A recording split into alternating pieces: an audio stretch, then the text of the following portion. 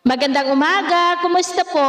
Narito po ulit ang update natin para sa lagay ng ating panahon ngayong umaga po ng September 11, 2023 na kung saan sa ngayon ay patuloy pa rin ang pag-iral ng habagat sa western section po ng ating bansa na patuloy po na hinahatak ng mga LPA na nasa loob at labas ng ating area of responsibility, pero ang mga LPA po na ito ay hindi banta sa ating bansa maliban nga sa hahatakin nila at papalakasin ang habagat hanggang sa susunod po ng mga araw. Posibleng itong linggong ito na ang huling bugso ng habagat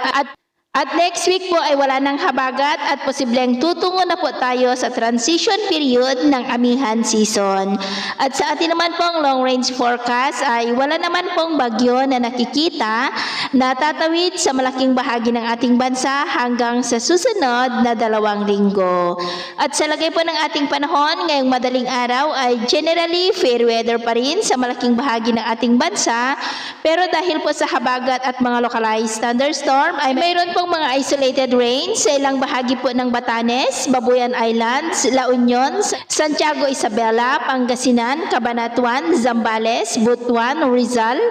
Polillo Island, ilang bahagi ng Occidental Mindoro, Marinduque, Palawan, Masbate, Catanduanes, Iloilo, Guimaras, Bacolod, Negros Oriental, Cebu, Bohol, Ormoc, ilang bahagi ng Samar Provinces, Zamboanga Peninsula, Northern Mindanao, Caraga at ilang bahagi po ng Davao Region. At mamaya po ay sisikat ang araw sa mas malaking bahagi po ng ating bansa, lalo na po dito sa Northern Luzon, Central Luzon at Mindanao. Pero dahil sa habagat at mga localized thunderstorm ay maulap ang kalangitan na may mga pulupulong pag-ulan pa rin sa ilang bahagi po ng Mimaropa, Bicol Region, Panay Island, lalo na po dyan sa may Pandan, Miagao, Iloilo, Guimaras, Negros Occidental, Dumaguete, Cebu, Bohol, Ormoc, Eastern Samar, Sulu Archipelago, Zamboanga Peninsula at ilang bahagi ng Northern Mindanao at Compostela Valley. At mamayang hapon po, mas maraming lugar na muli sa ating bansa ang makakaranas ng maulap na kalangitan